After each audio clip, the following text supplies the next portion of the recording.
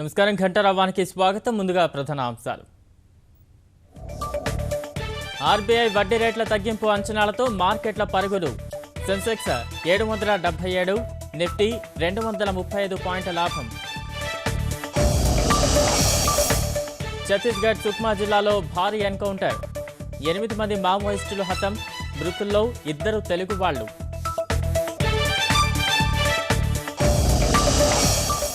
చిదంబరం తనయుడి వ్యవహారంపై దద్దరిల్లిన ఉభయ సభలు. జ్యోతిరాదిత్య సింధియాపై దత్తాత్రేయ సభా హక్కుల తీర్మానం.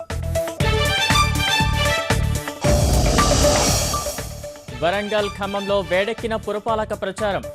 తెరాస పాలనను చూసి ఓటేయాలని హరీష్ పిలుపు.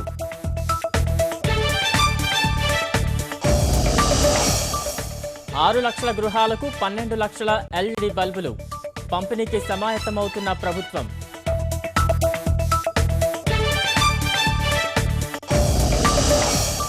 రేపటి నుంచి ఇంటర్మీడియట్ పరీక్షలు ప్రారంభం. నిమిషం ఆలస్యమైనా అనుమతించబోమన్న అధికారులు.